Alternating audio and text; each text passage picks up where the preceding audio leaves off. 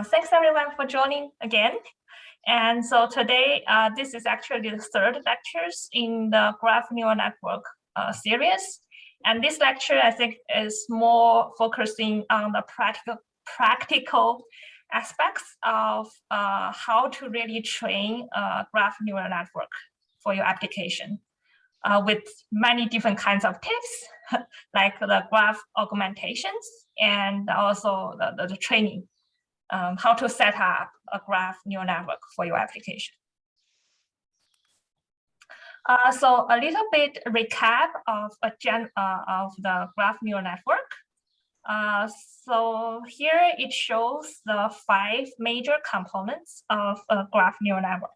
Right. So the first is a message. So here the nodes over here you can think of as a graph node, right? And then the link is the connection. So basically these 3 nodes are the one-hop neighbor or direct neighbors of this node.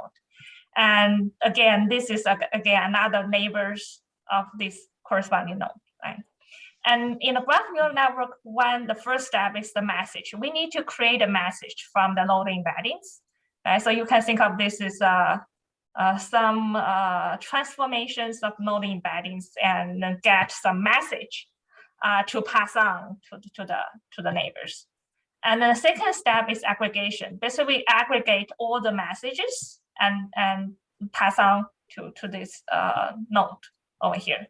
So basically, each graph node will aggregate all the messages from its neighbors.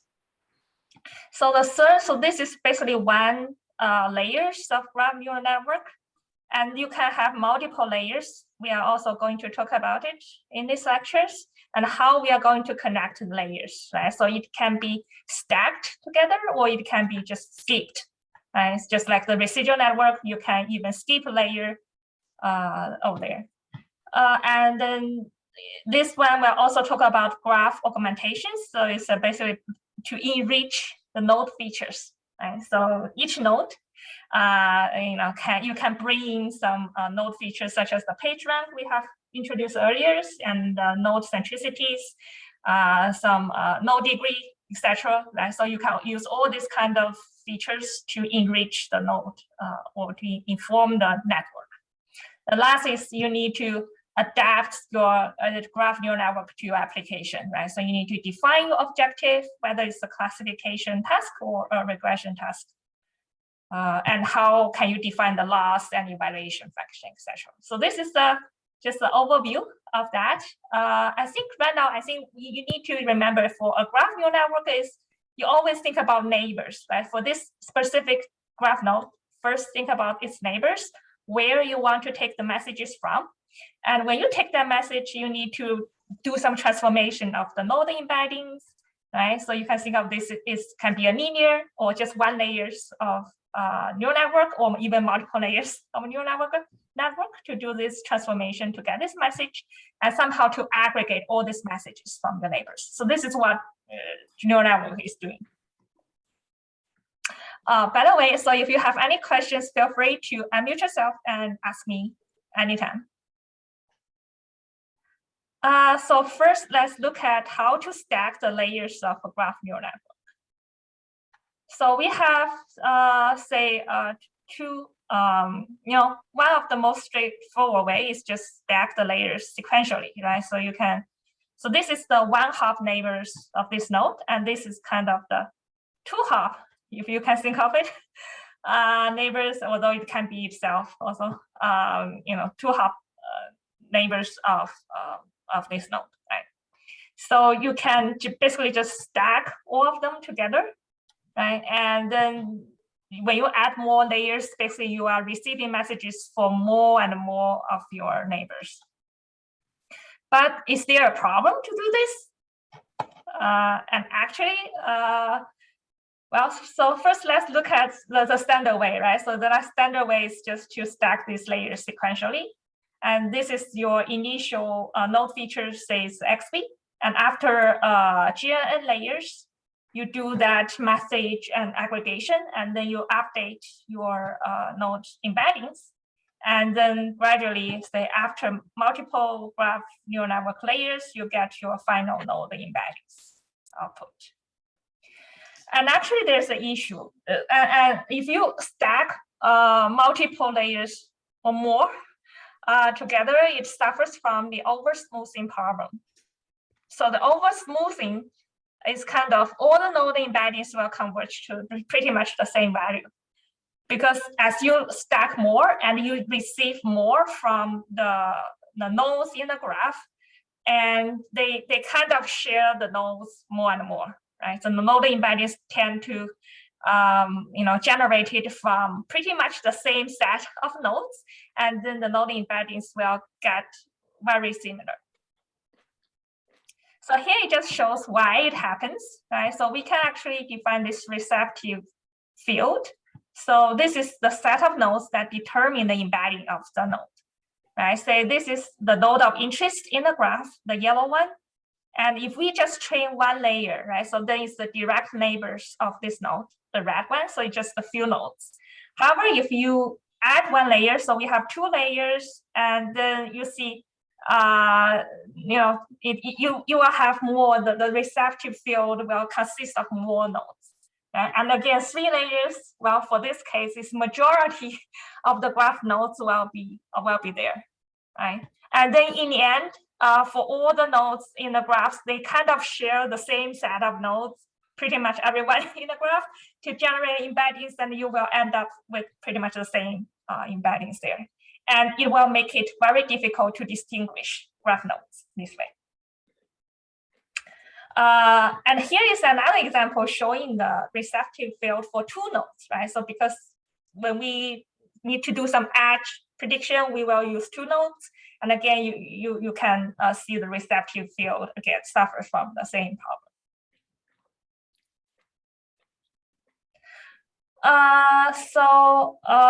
Therefore, we can explain this oversmoothing problem well, this definition of this receptive field, right? And the embedding of node is determined by this, how large the field is. And if they have highly overlapped fields, then it's very likely that their embeddings are very similar. So when you stack more layers, the nodes will have highly overlapped receptive fields, and then nodes will get very similar, and then they suffer this oversmoothing problem. So how can we overcome this, right? And maybe not stacking that many layers of graph neural network, right? So when we add more layers of GNN, we should be cautious, right? We don't want to end up using every nodes in the graphs to generate the embeddings for this graph node, right? So, and usually, unlike for many other domains, think the deep network kind of help, but the graph neural network does not always help. We need to analyze what is the minimum or necessary receptive field to solve the problem. And also, we can just set the number of layers to be a little bit more than the receptive field that we like, right? So whenever we set a layer, we need to check how many nodes does that embedding relies on, and make sure that it doesn't, a huge number of nodes in the graph. Because we live in a small world, right? So a few connections, and you basically connect with everyone over here. Okay, so then the next question is, if we are limited by adding layers of graph neural network, then how can we enhance the prediction power of this graph neural network? Well, the solution is, first, you can actually increase the expressive power within each GNN layer, right? So remember these two major operations in graph neural network, the transformation and aggregation. Right? So each of these blocks over here, you can add more complexity or add more layers even within this box to make the transformation and aggregation function more complicated. And that's kind of make the prediction function also more powerful with these functions over here. So we can make these key operators in the graph neural network layers to be a complicated deep neural network. So that's one. And second one is we can add some pre-processing layers and post-processing layers before and after the graph neural network, right? So for the and these layers do not process the messages in the graph, right? So the messages in the graph only processed by this transformation and aggregation, but we can add the layers before, just fully before the GNN network and fully after the GNN network. So for the pre-processing, especially when the node represents images and text, right? So it's you can still use the convolutional neural network or some recurrent neural network to pre-process the inputs. And for the post-processing, since we use it to predict something, right? So we can add more layers to really transform the node embeddings to your output targets. And adding these layers in practice works great.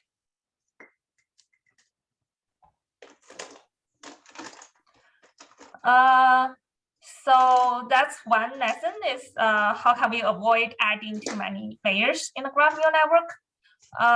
And then the question is, what if my problem still requires many GNN layers, right? So I still want more layers of GNNs, but can we still overcome the oversmoothing problem?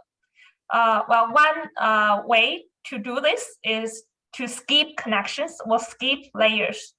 For each of the GNN layer, you can basically just skip one layers, to the next one. And this is very similar to the residual network, right? So you can just make a shortcut, basically. And after the shortcuts, you do a sum. So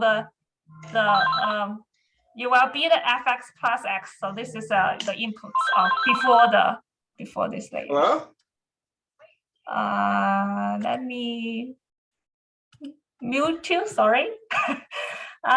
Yeah, so this is and the logic of this is to bring the node embeddings in the earlier layers to the next layers directly without these GNN transformations. So this is a standard GNN layer. So this is kind of the transformation of the messages matrix. So this is after the GNN layer. This is the sigma of this fx is our output. And with the skip of the connection, you can directly input the node embeddings before the transformation, right? So this is the node embeddings of that node of last layer, right? Before doing this transformation. And this is the node embeddings of the input to the graph neural network of the neighbors. So this is all the neighbors of node V, right? So you do these transformations functions and the aggregation over here. So that's your GNN GCN layers, and you plus it together. So in your final node embeddings, you directly consider your node embeddings of the previous layers.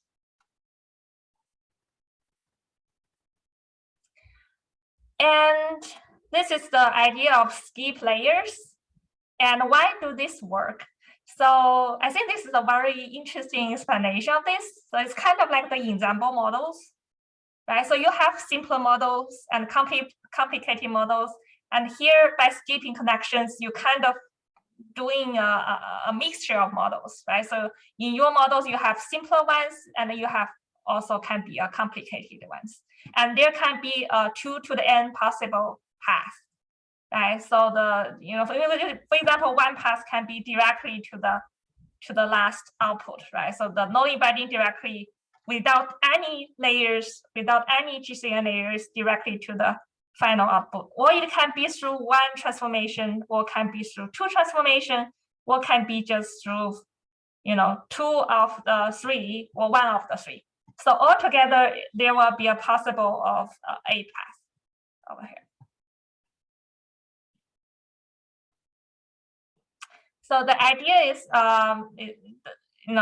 it's a mixture of models, and then the final layers can, take into account the outputs from different models.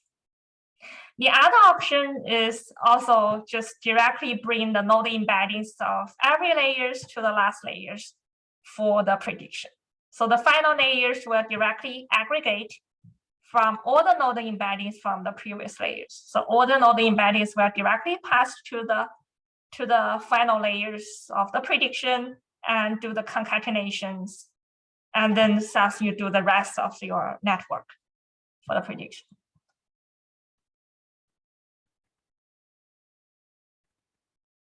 Yeah, so that's the how to stack the graph neural network layers. So any questions?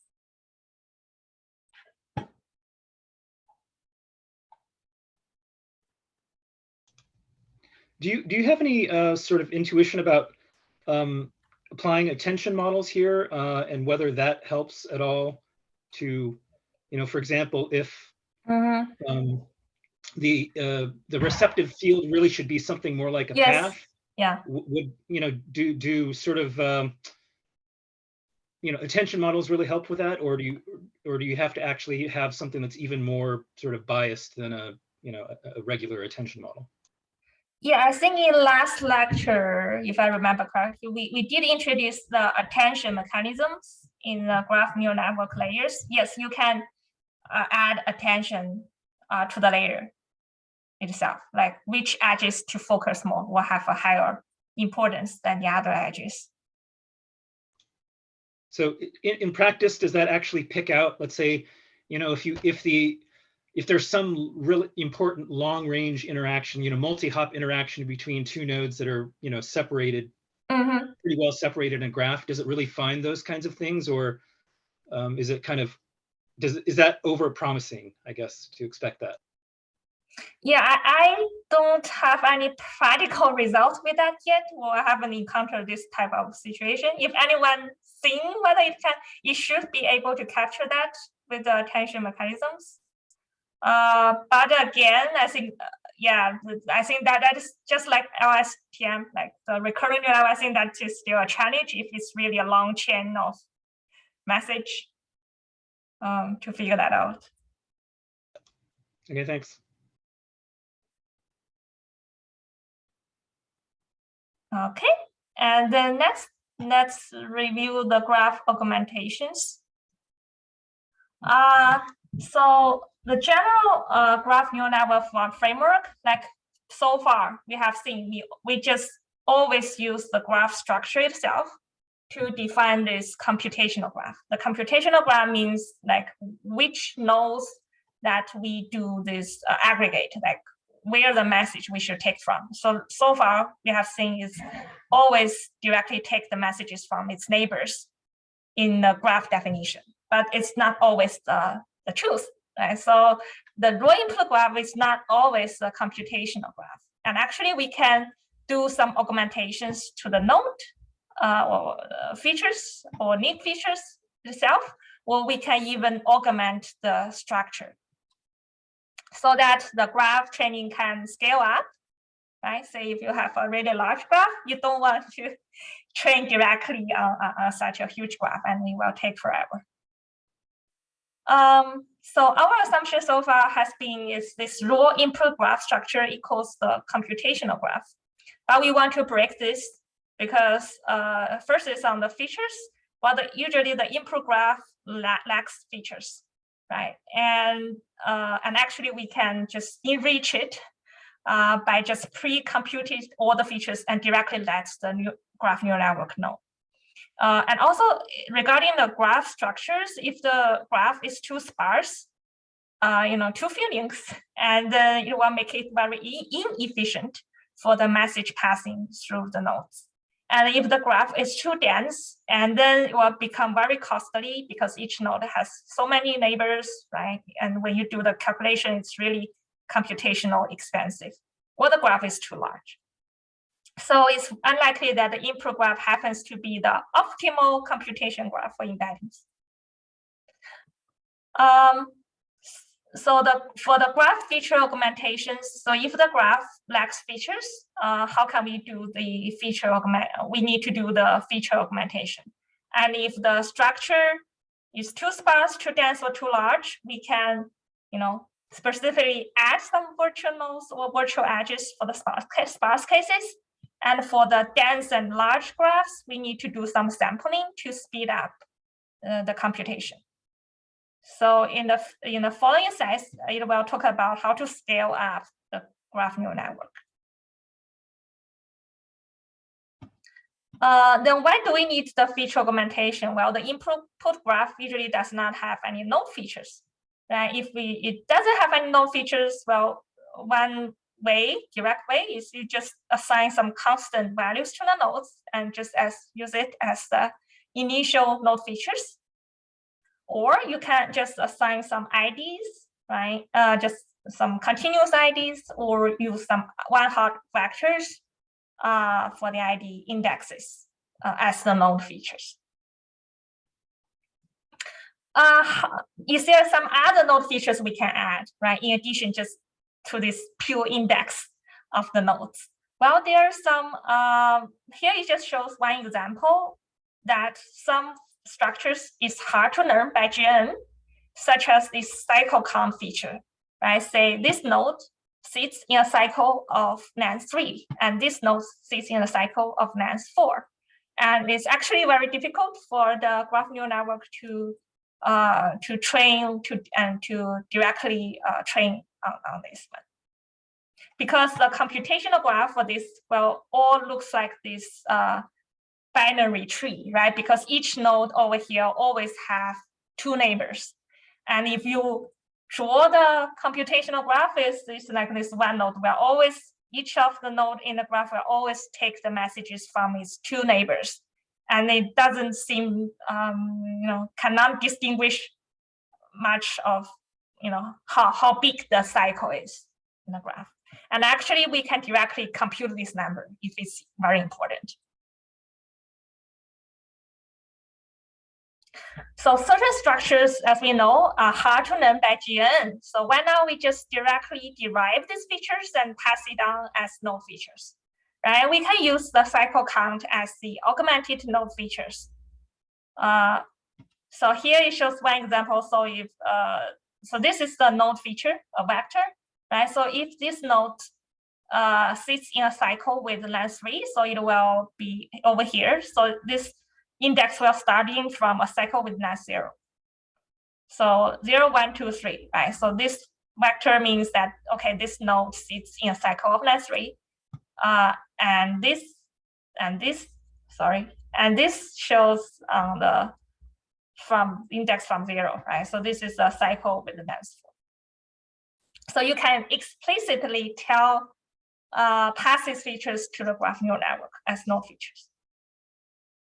And there are many others features that are hard to learn directly by GNN.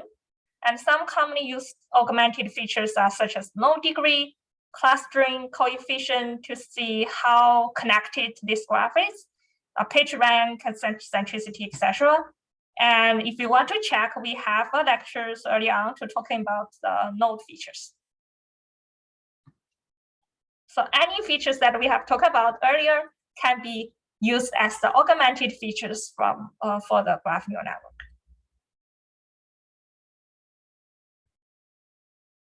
Okay, this is on the node feature augmentation. And next on the graph. So here is, so we want to augment some sparse graph. For example, here it shows a graph of the author paper citation network. Right, so the author always, or the author always write these papers, author these papers, etc. So it's this bipartite graph. And actually, instead of directly using the adjacency matrix of this graph, and actually we can add the links between the authors, right? So if 2 authors co-author the same paper, we can add a link directly between the authors. So 2-hop virtual edges can make an author-to-author collaboration graph. Nice. So this kind of, you may think, well, the information seems already there, but adding these direct connections will actually, I think, will help speed up the training. Or you can, for the sparse graphs, it also says you can add some virtual nodes, and this virtual node will connect to all the nodes in the graphs so that the messages can be passed through along the node, among all the nodes. Since without this virtual node, all the nodes will have really long distance earlier on in the sparse graph, but by adding this virtual node, all the nodes will have a distance of 2 or less. So you will kind of speed up the message passing in the graphs.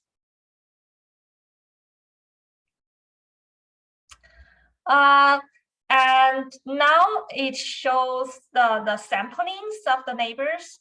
So this is the input graph, and then this is the computational graph, right? So this tells like A takes the messages from B, C, and D, and then this is the second layer, etc. And so if in all our previous examples, all the nodes are used for the message passing. Each of the neighbors are used, right? So, but what if that node has too many neighbors and the graph is too dense and too big, right? So then it will become very computationally expensive. So, well, one straightforward way is just directly randomly sample the node neighbors, right? So instead of using all, so at each layers, we can just randomly sample like 2. So here is 2 out of 3 are used for the message passing. Only B and D will pass to A. And in the next layers, we may sample again, and then a C and D will pass the messages to A. So at each layer, we can sample a different neighbors of that node. And actually, in practice, people find that with this sampling approach, they can get embeddings similar to the case where all the neighbors are used. And the benefits of this is, of course, it greatly reduces the computational cost and make scaling to large graphs possible.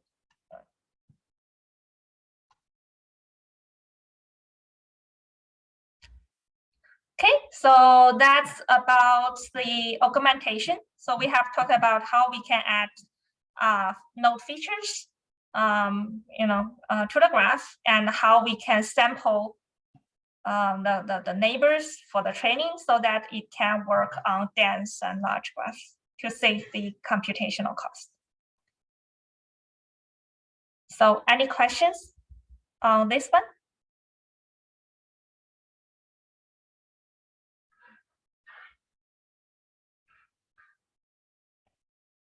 Okay, then let's move on to prediction with graph neural network. So the next is about how do you train a graph neural network.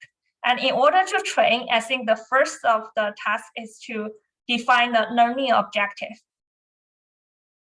What's your loss function? Right? So far, we have talked about the input graph, and then you define the graph neural network layers and how to stack and skip the layers.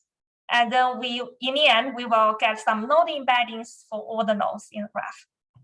And next, we want to achieve some prediction, right? Therefore, we need to utilize these node embeddings somehow to work for our prediction.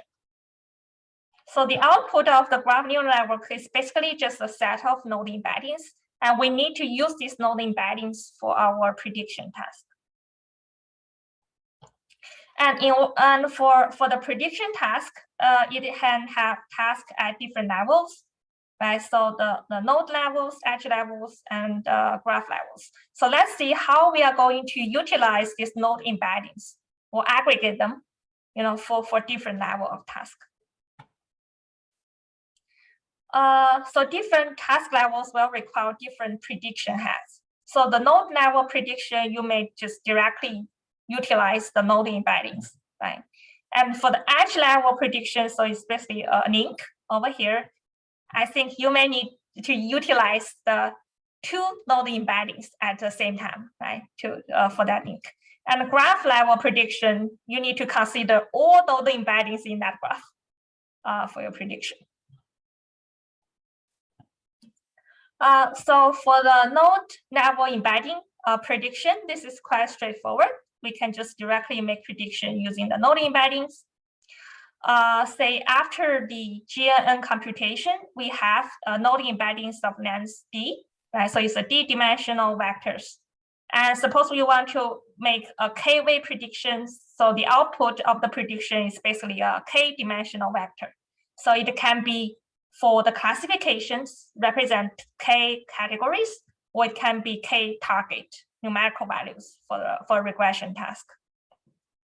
So you can think of this. So this is our node embeddings, right? And then there will be some transformation matrix from the node embeddings to the target vectors.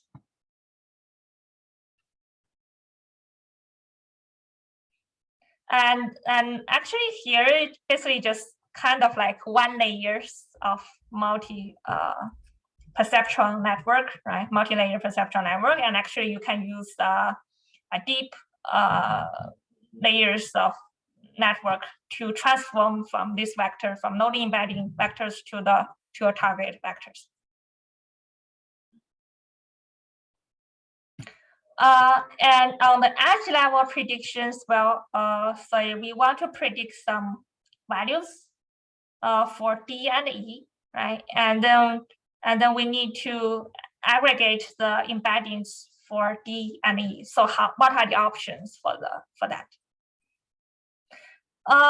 One straightforward way is directly concatenate them together, right? So here is the node embeddings, and then you can concatenate them together, and you pass it through a linear transformation, and that's your kind of the representation for that link.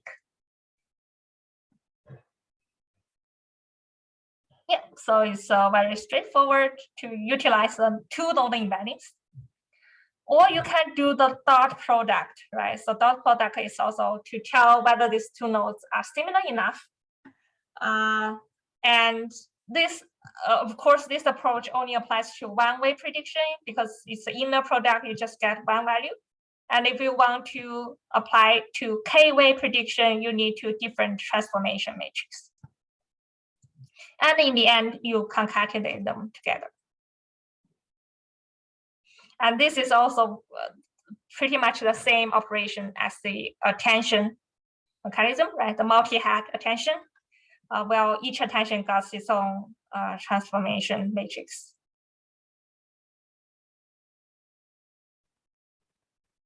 Okay, and this is for the edge level prediction. And lastly, for the graph level predictions, right? So we need to make a prediction using all the node embeddings in our graphs. So this is our graph, and somehow we need to generate a graph level prediction, a graph level embeddings from the embeddings of all these graph nodes. And this operation actually is very similar to the aggregation function in the GNN layers. Right? How can we do that aggregation? And of course, to do that aggregation, we can just directly use the same, very similar aggregation function as in the graph neural network layers, right? So we can do this mean of all node embeddings in the graph, or take the max, or take the sum for that. And this option seems work great for small graphs. And can we do better for large graphs? Because if you have a really large graphs, when you do this kind of global operations, some of your information will be lost through the averaging these global operations. So the global pooling over large graph will lose information, right? So here is just show you one example. Say we have a one-dimensional node embeddings. So this is the node embeddings for one graph. So it's -1, -2 to -2. And this is the node embedding, one-dimensional embeddings for another graph. And you see that this graph seems to have very different node embeddings. And however, if you just directly do this global sum pooling, the sum will be 1 or mean, right? So it will be the same. So we cannot distinguish these two graphs just by this global pooling operation.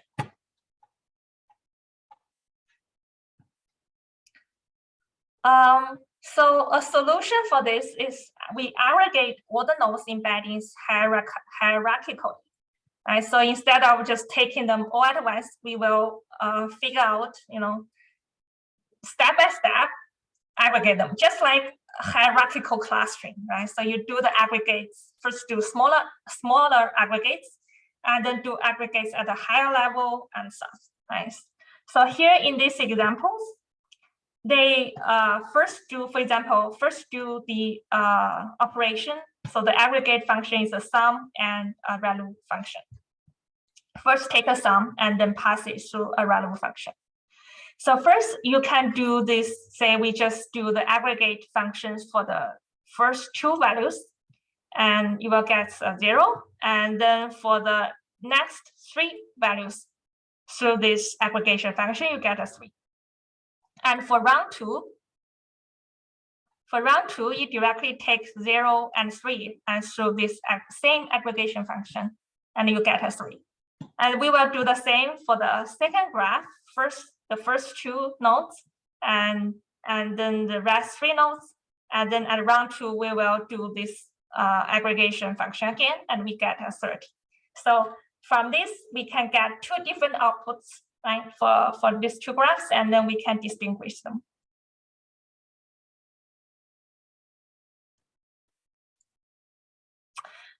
There's a very cool paper specifically designed for this hierarchical pooling methods for graphs. So this is your regional network, and it basically trained another graph neural network to compute the cluster that the graph node belongs to. Right? For example, over here, it automatically detects 5 cluster, and then in the next pooled network, it will become 5 nodes. Right now, each graph node represents a cluster over here. And then for each of the nodes, it can be just the overall average of all the graph nodes in the last layer over here. And then the link prediction, again, will be based on the nodes prediction in the last layers, lower layers in the graph. And it can do this multiple times, right? So thus we learn hierarchical representations of the graphs. And in the end, we take the aggregated vectors at the highest level, and that is very representative of the graph, and we pass on that vectors through some prediction network, say for the graph classification task. Yeah, and actually these two, one graph neural network focusing on node embeddings, another graph neural network focusing on clustering of the nodes, and they can be trained in parallel and executed together. This is a very cool paper to read over there.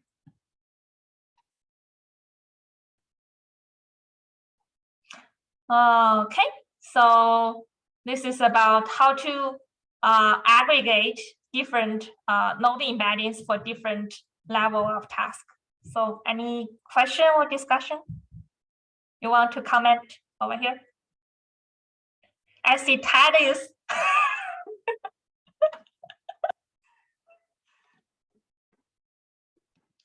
So yeah, and I like this stuff. I mean, in terms of I think maybe this is the section coming up, how do you add a prediction head? How do you do classification? How do you do regression? If people have worked with regular neural networks, yeah, not graph ones, then they're probably familiar with, how do you do classification? What's the loss? How do you do whatever? And yes, we've seen sometimes the prediction head is just a single layer, but like you mentioned, it could be deeper. You could have, say, 3 fully connected dense layers, if you want. Yeah. But that hierarchical thing is very cool. Yes. I really like that. Yeah. Yeah, I feel like I really like that comment because I feel like all the previous knowledge, what we have learned on deep learning, I mean, non-graph deep neural network actually can apply in the graph neural network, right? Just the special part in the graph neural network is how it do that message transformation and aggregation. That's the special operation in the graph neural network.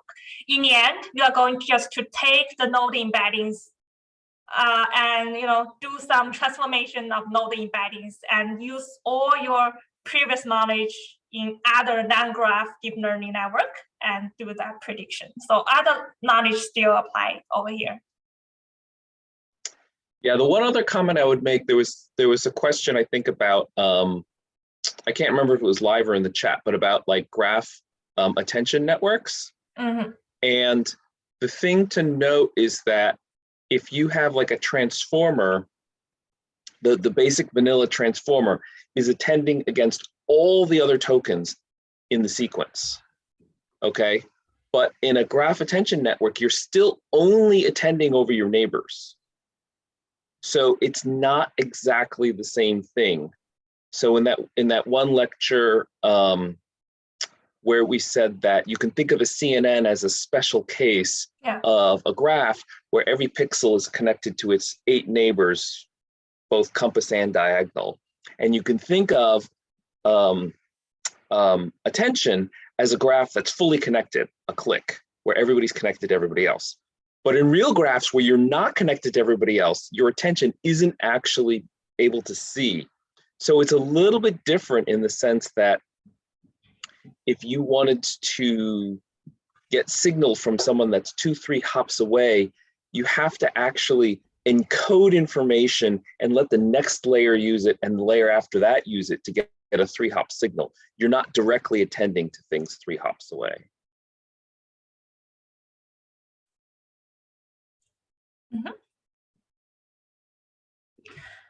Oh. Yeah, I think that's practical settings. Yeah, leaky value or value. This is just an example of showing that, say we define an aggregation function with this. Yeah, there's no special reason. You can use any other activation function to define your aggregation.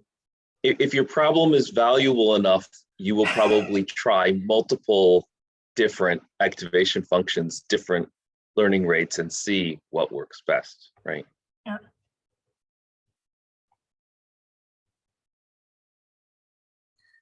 Okay.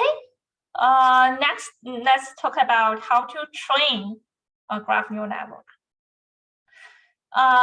So right now we have been talking about this, how to put a graph neural network together, different layers, node embeddings, and how to use the node embeddings to derive this prediction head for our next round prediction task, regression or classification, right? And then next we need to define our, loss function, which is derived from these labels. It can be supervised where you directly have a target Y. There you have your ground truth. Or it can be unsupervised signals, which can be just the features automatically that you calculated from the graph itself. So on the supervised learning on graphs, the labels come from external sources. Right? So for example, you can predict the drug likeness of a molecular graph.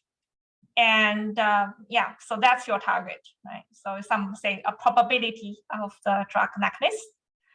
And it can also be unsupervised, meaning you don't have any external labels.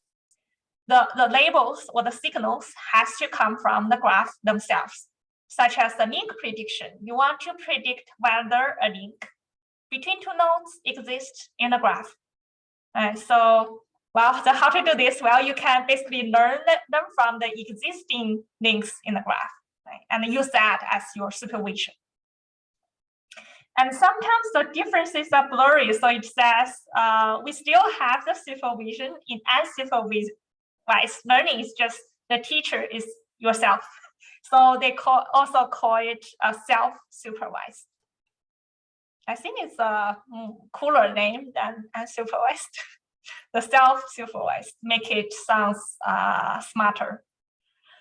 So the supervised labels come from the specific use case, such as the node labels, right? So for example, in a citation network of papers, you want to predict which subject area or which class that node belongs to. And in the edge labels, right? So you want to predict whether the edge is a fraud. And for the graph labels, say again for the molecular graphs, what the drug likeness of that graph structure. So usually the advice is you always reduce your task or design your task to be some to have some node, edge, or graph level labels, and they are very easy to work with, or they are already implemented in some of these cool open source libraries, so you can directly utilize. And we know that some nodes form a cluster, but we can still treat that cluster as one graph node, right? So always think about it as a node there, even though the node here means a cluster.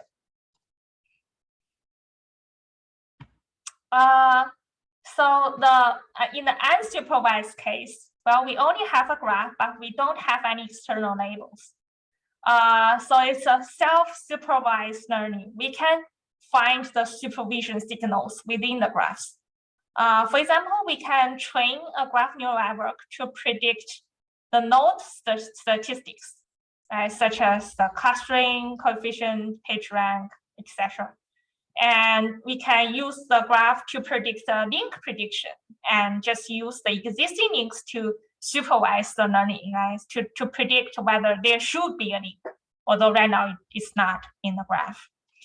And in the graph level, it can be used to predict whether these two graphs are pretty much equivalent. So this is what it means. So it means that even though on appearance, it looks different structures, but if you derive or permutate the GCC matrix, it's pretty much the same graph.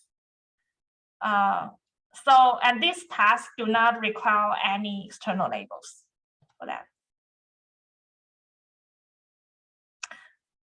So with that labels, so with that supervisions, how can we compute the final loss? I think the final loss is basically just transferred from our previous knowledge in basically in machine learning. I mean, not just deep learning. So for any regression task or any classification task, you use the loss such as the cross entropy loss for the classification and the mean squared error loss for the regression task. So they all apply directly over here.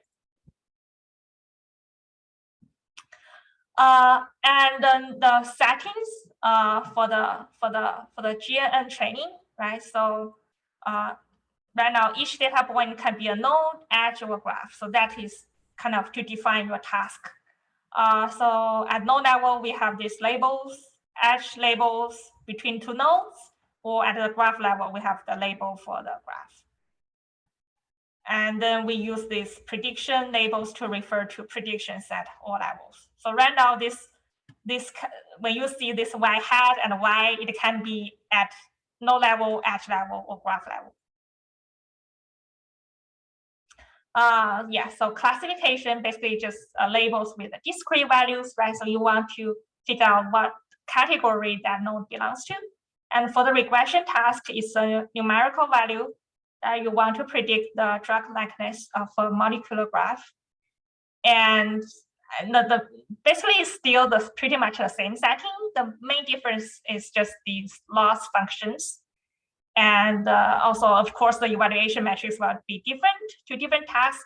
And also the last layers may be different because the final output range can differ for different tasks. Okay, and then how can we measure the success of the GNN? Again, it's the same. with all the other non-graph deep learning, right? So we can use various kinds of same metrics, the accuracies or the area under curve metrics for the classifications, and the RMSEs and MAPE and many other metrics for the regression task. Okay, so this is about the loss and evaluation metric. I don't see anything quite new over here. So it's mainly we can transfer all our previous knowledge that in any machine learning model, right? We can directly transfer them over here for this graph prediction task. So any question?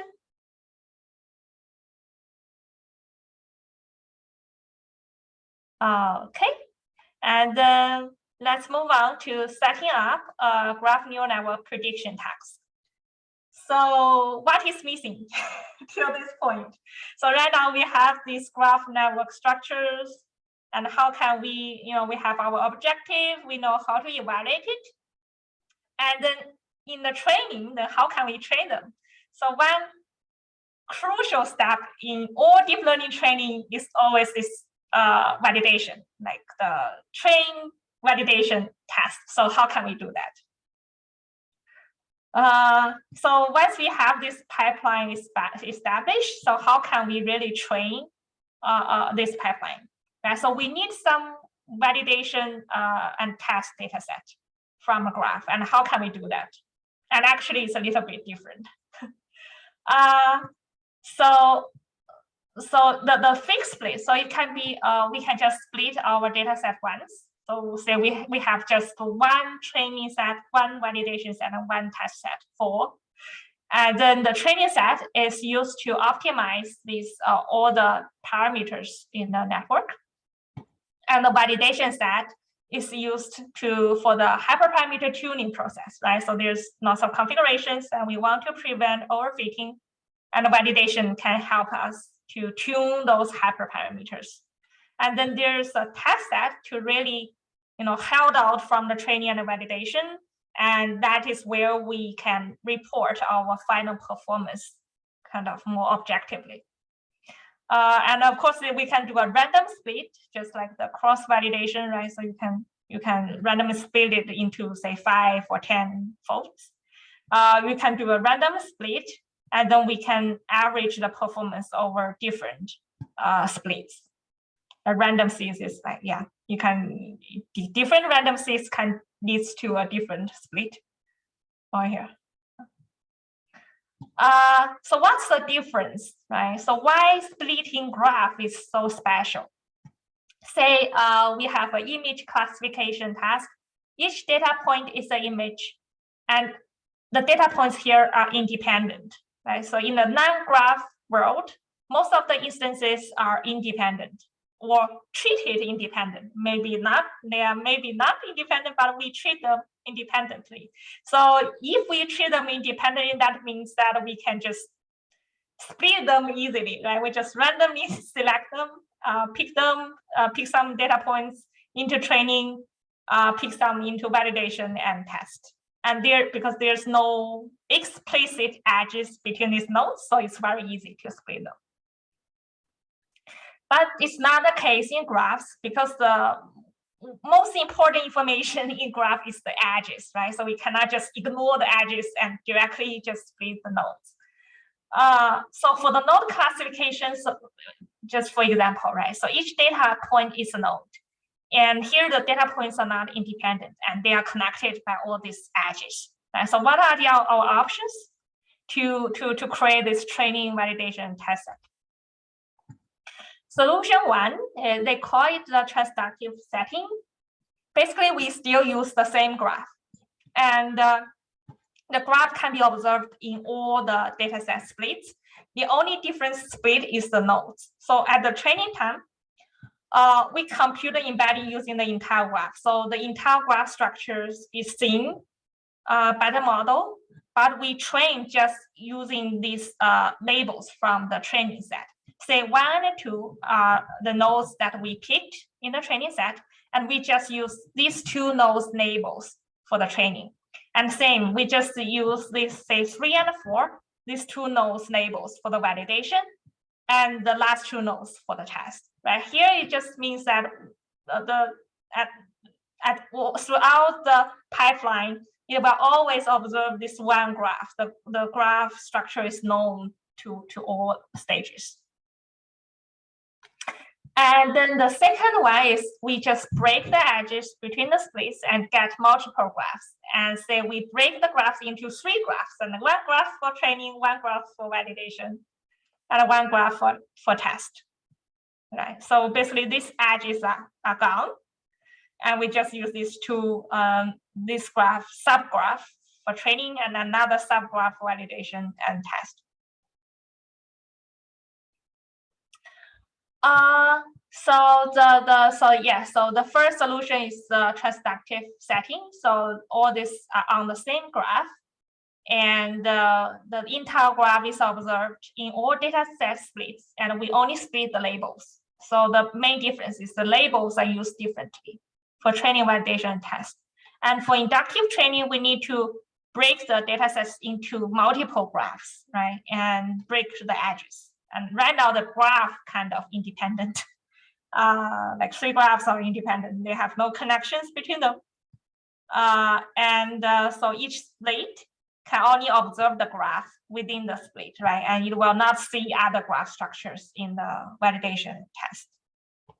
And it is specifically applicable to the graph task, because the graph task is we have lots of graphs, right? So it's very easy to split the graphs there.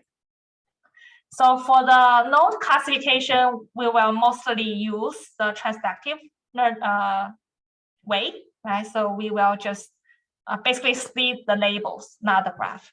But for the, and here it also shows what if we use the inductive way for the node classification, then, and say the data sets, we have many different graphs, right? We can specifically select some graphs as the training, some graphs as the validation, and some graph after the test. Yeah, so the second option, the inductive setting, is well defined for the graph classification.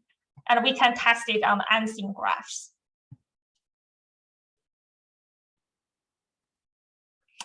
And regarding the link prediction is also very interesting, right? So because a link prediction is just to predict the missing edges.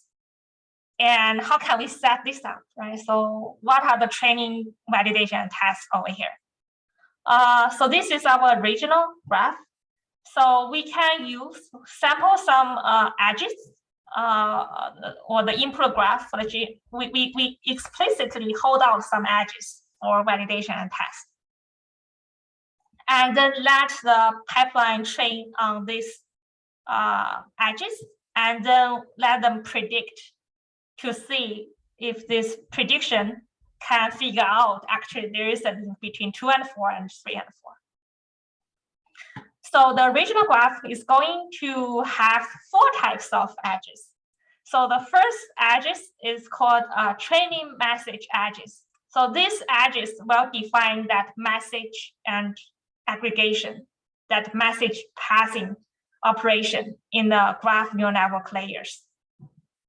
And then this edges, the orange edges, is the supervision edges, is kind of the labels, right? So you need the labels for the training.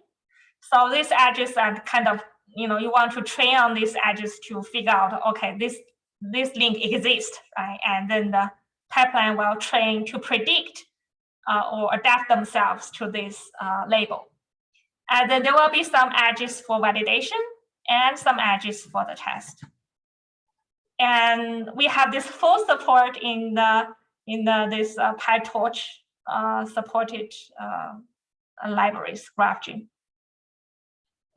And then, yeah, so this is the data set splits. We have 2 options basically, right? So one option is to split by labels, and the other option is explicitly split the graphs. And once we have our training, validation, and test, we can kick it off, the process of training the pipeline. So here is the summary of this lecture. We introduce a general framework, right? So in this framework, so basically it's this.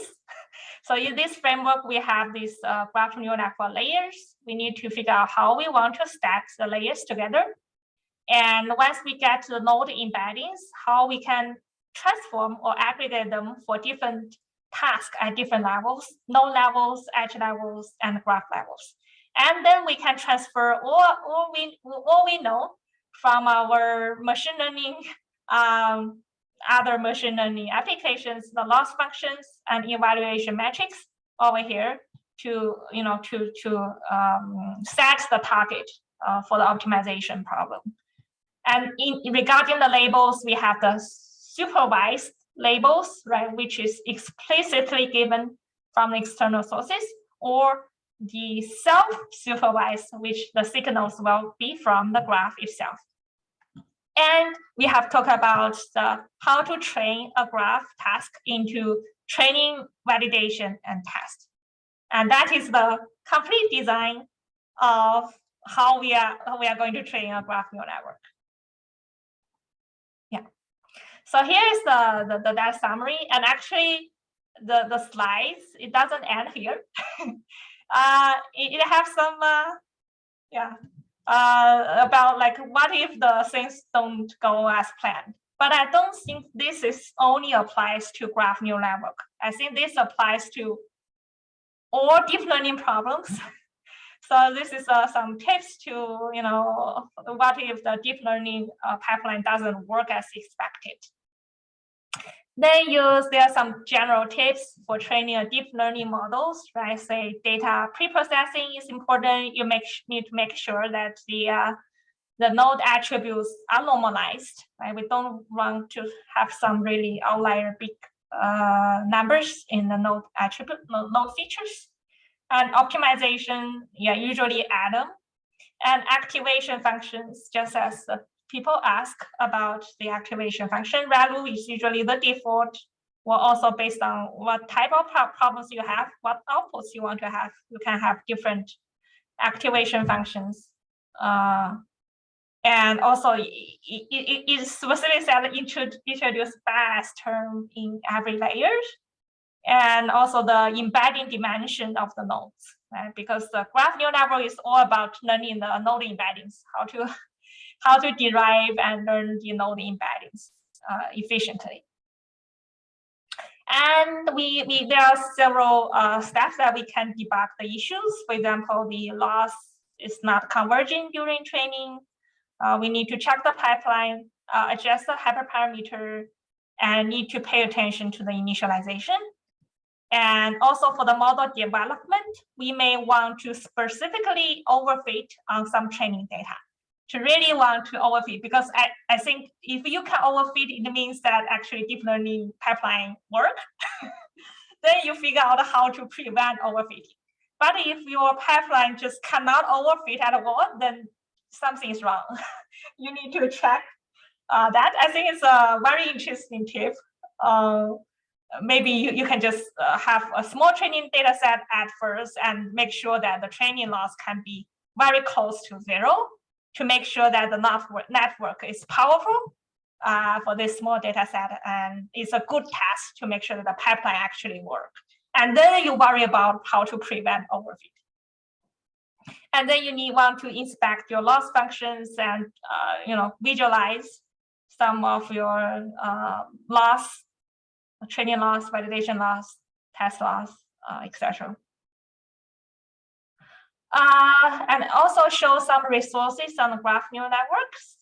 If you want to get some hands-on, I think, I don't know what people use, but I myself is also a beginner in the graph neural network, and I feel the PyTorch seems very easy to get me kicked off in the field. And of course, TensorFlow also has its graph nets. But if you are kind of all your previous knowledge is in TensorFlow, you may want to also use this check this TensorFlow option over there. So I want to before I show that page I like, so any other question or comment? Anything in this?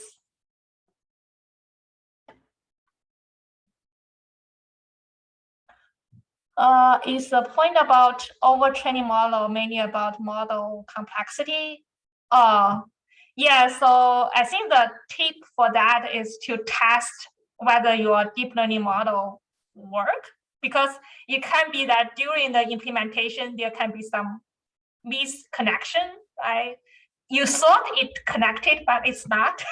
So the network may not predict very well, and it cannot even overfit on a small data set. So it's basically just to tell whether that pipeline works.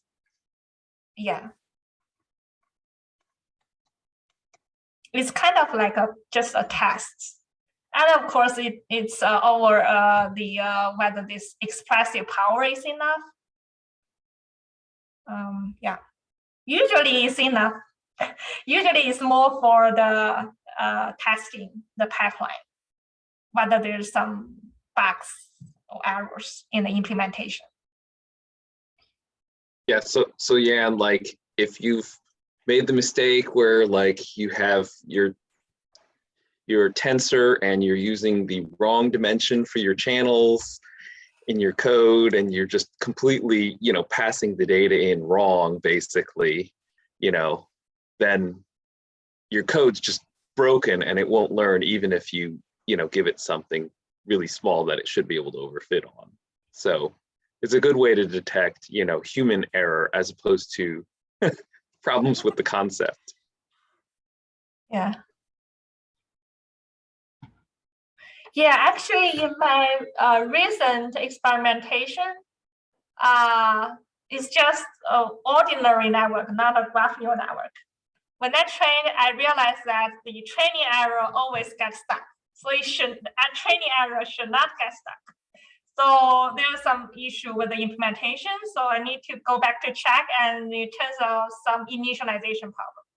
So once you fix the initialization problem, the training error will continuously, you know, dropping down to a very small value. So if your training error gets stuck, there's something you need to check.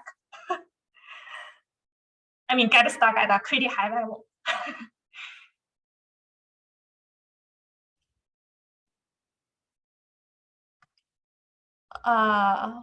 DGL library, yeah, that will be great to check. Just like maybe Keras, although Keras is integrated in TensorFlow right now. Yeah, it's always good to have some common interface that have different backends. So one page I want to show is this page, actually just a PyTorch geometric page. And this page has all you need tutorials. If you really want to get hands-on on this one. And more specifically, it has this. So all of our meetups are based on this Stanford GraphML course, right? So actually this course has a website that has all these tutorials. Yeah, like for example, self-supervised learning for graphs. I think it's developed by the students and also of course the staff over there, that to showcase various kinds of you know, applications of graph neural network. So if you want to see specific use case, for example, you can search. For example, I want to search a recommender, right? So it well gives me a yeah, recommender. And actually, this is the actual code. I don't think it's still loading over here. Yeah, it's self-explanatory, and it has all the codes needed to develop for this use case. So I feel this website is very cool to check. So this is one set of tutorials. And of course, if you want to learn about the PyTorch geometric, if you want to use this as your graph neural network builders, you can follow this. So it has the video and the notebook over here.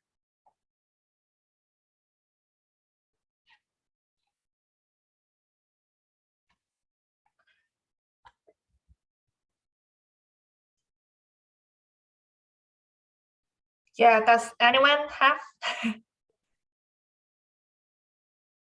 or have anyone had some experience with these two types of libraries?